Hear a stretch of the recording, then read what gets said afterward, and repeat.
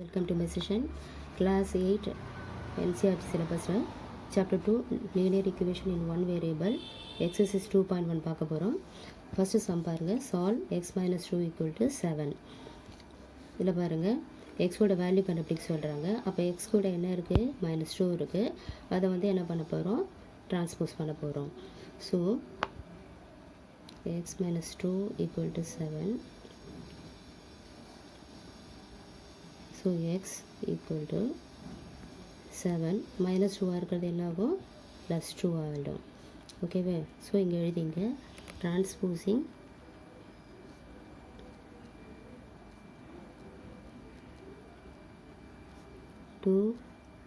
to RHS right hand side. Okay, right hand side move பண்ணியிருக்கோம். So இப்போ என்ன பண்ணிடலாம்?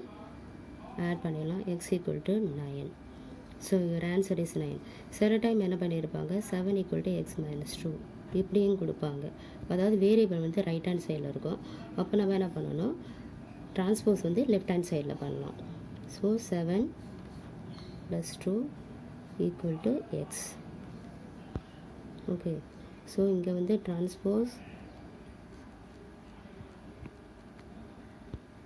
to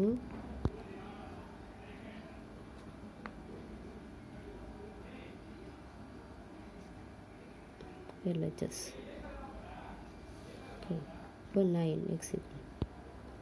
ஸோ ரைட் ஹேண்டில் சைடில் எக்ஸ்ப்ரெஷன் இருந்ததுன்னா கவலைப்பட வேணாம், அப்படியே அதே மாதிரி பண்ணலாம். எப்படி நம்ம லெஃப்ட் ஹேண்ட் சைடில் இருந்தால் பண்ணுறோமோ அதே மாதிரி.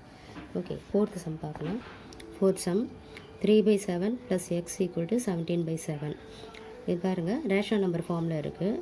ஸோ இப்போ நம்ம எதை ட்ரான்ஸ்போஸ் பண்ணோம்? 3/7. ஏன்னா நம்ம எக்ஸோட வேல்யூ தான் கண்டுபிடிக்க போகிறோம். எது கண்டுபிடிக்கணுமோ அதை லெஃப்ட் ஹேண்ட் சைடில் வச்சுங்க. So x equal to 17/7 minus 3/7.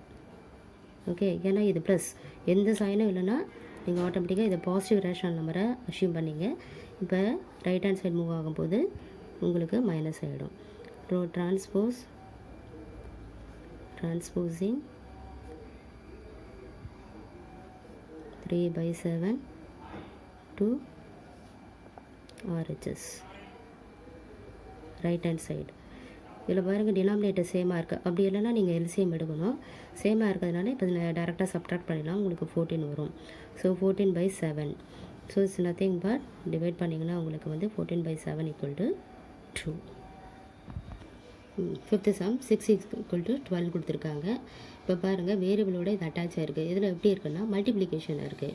So மல்டிப்ளிகேஷனில் இருந்ததுன்னா நம்ம என்ன பண்ணணும்னா டிவைட் பண்ணணும். ஏன்னா அப்போ தான் இந்த 6 வந்து கேன்சல் ஆகும். ஸோ நம்ம divide 6 by 6 both sides. Okay, so 6x by 6 equal to 12/6. அப்போது மல்டிப்ளிகேஷன் இருக்கு இல்லையா, அப்போ டிவிஷன்லேருந்து இருக்குது. ரெண்டுத்தையும் கேன்சல் பண்ணலாம் ஒன் டைம். ஸோ எக்ஸ் மட்டும் உங்களுக்கு அந்த வேரியபிள் கிடச்சிரும். 12/6 வந்து 2.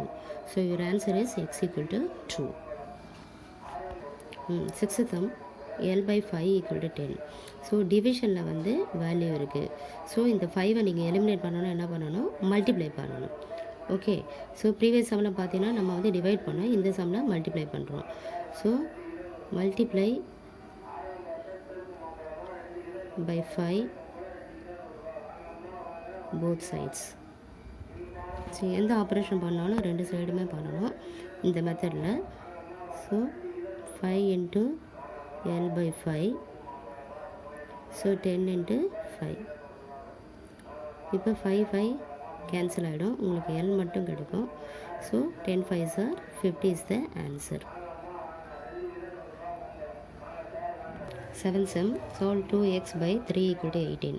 ஸோ இந்த ஸ்டெப்பை வந்து நம்ம வந்து நம்பர் மட்டும் செப்பரேட் பண்ணிக்கலாம். 2/3 into x equal to 8. Okay, so இந்த 2/3 நீங்கள் எப்படி கேன்சல் பண்ணுவீங்க அப்படின்னு பார்த்தீங்கன்னா, இதோட ரெசிப்ரோக்கல் வந்து 3/2. So multiply by 3/2 both sides.